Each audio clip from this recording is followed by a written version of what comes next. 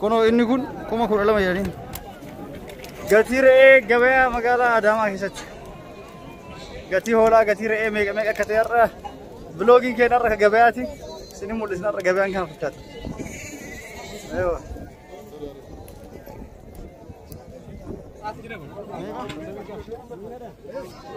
Kuma sadii dhibba jaha korma mudala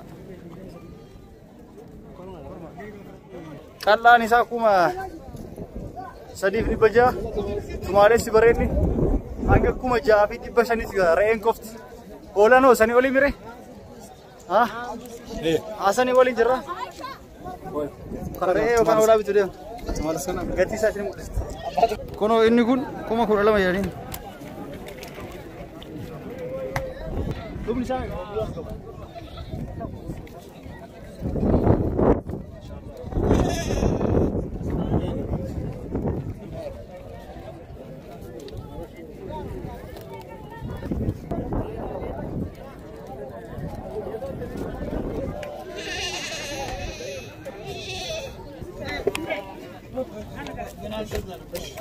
kuma afur dhibba shanii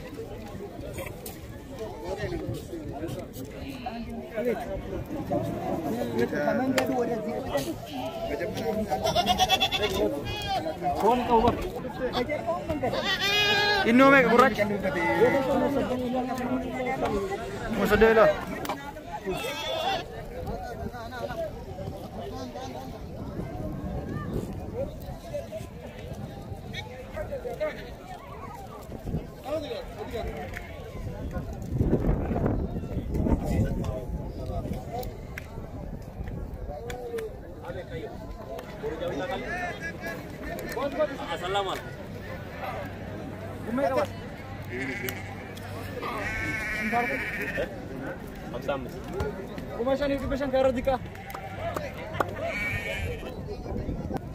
Karena kuma shani dhibba shanii ka olaanaa hanga kuma torbaa fi dhibba shanii fayyadanii akkasimi kuma torbaa fi dhibba shaniiti.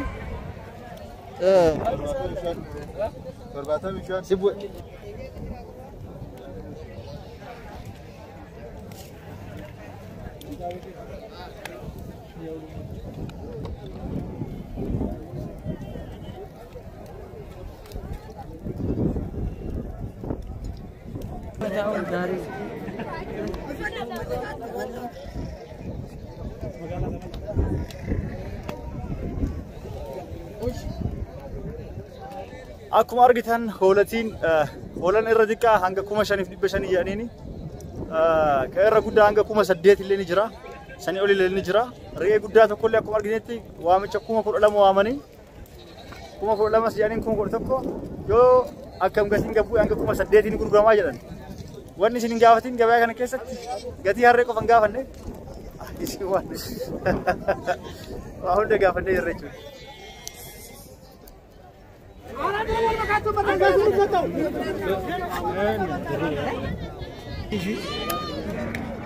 Mereka di konten. Kuma dhibba torba. Reeti kiti tana kuma fi dhibba saddeeti.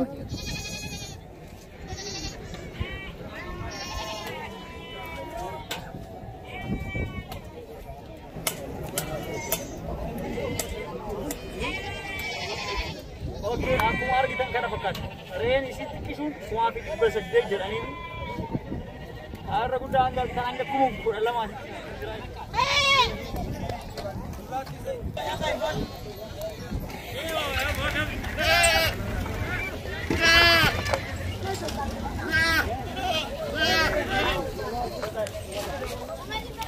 Akka argitan zahmaa meeqa booda binnee jirra. Reen argitan kun guddallee miti makaakkalinyadha. Kuma lama fi dhibba saddeetiin bitame jechuudha. Kuma lama fi dhibba saddeetiin bitame. Numa argitan kanaan re'ee binne yaane amma mee gatii lukkuu isin gaafadhee isinitti himaa jechuudha. Lukkuleen meeqa meeqa gurguramte? Gatiin lukkuleen lukkuun faranjii gatiin isii 200.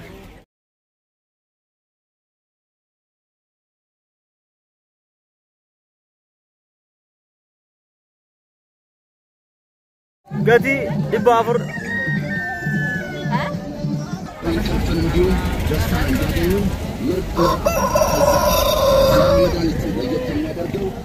Dibba shantama sun ka faranji guddaa dha ofi dibba afur jedheenis dibba afur kun dhumni isaa meeqa mucaa antani garo dhumni isaa meeqa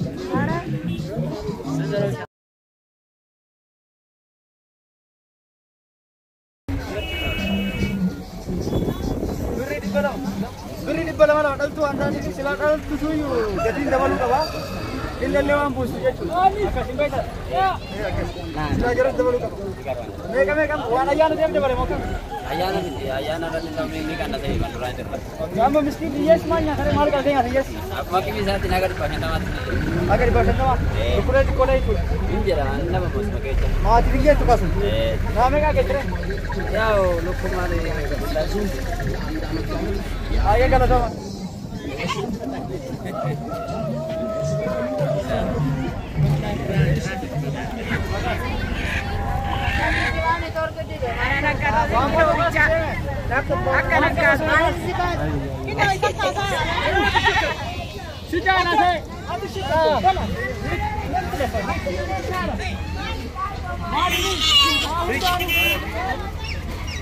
gabaan har'aa guyyaa kamisaa jechuudha magaalaa Adaamaa keessatti iddoon gabaa jijjiiramee jira haala kanaan gara naannoo Bokkuuti oli achii fuunee dhufuu jirra jechuudha maree teena tunne galuun jirra jechuudha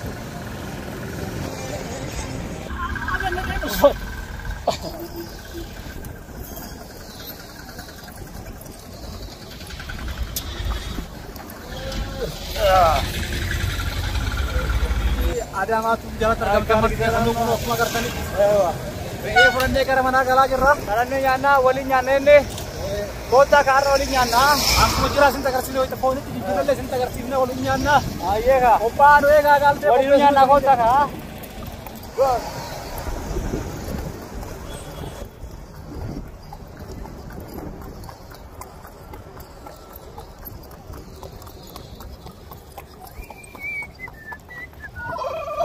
Enji.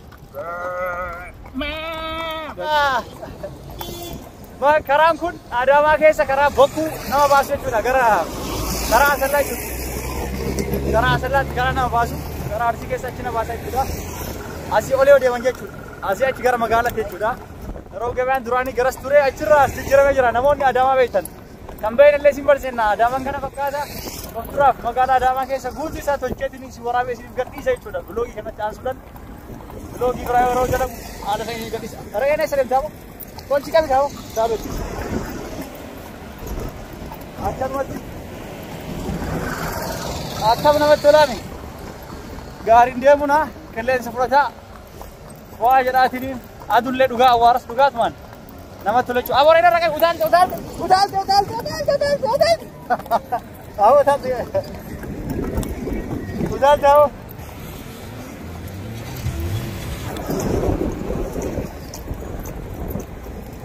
Abo fardi do bujra ka. Dia abo fardi do ba. Sito kam do abo. Wallahi do bujra. Nut do bujra wa ta. Gari. Dia farta ka fardi. Nut do bujra. Ha? Subera da gitu. Fardi do bujra dar. Ha? Fardi do bujra. Sito kam. Ha? Sito kam do. Yo bang gari masuk tu himale tu pun gari masuk kau tu di sebab. Situ kau ada deh kau pernah ada.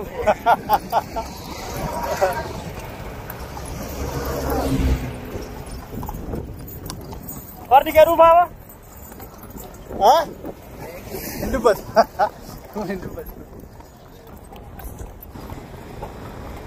Tuken adun keajaiba kana ture, keada kana ture. Ala kana.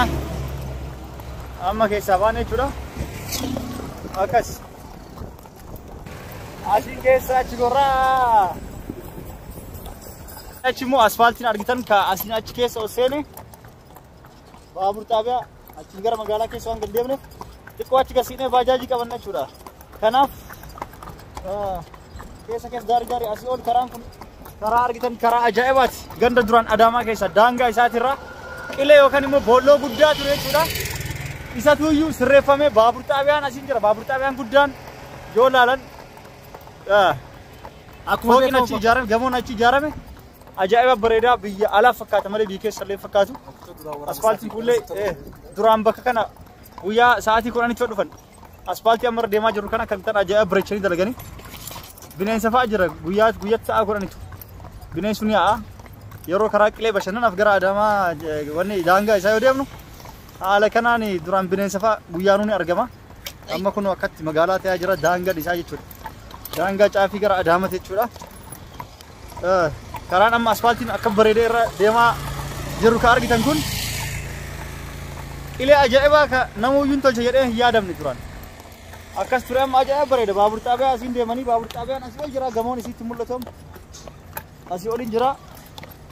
Gamoo ajaa'ibaa jechuudha. Vloogiin keenya kanarraa kana fakkaata. Yoo isin tole like share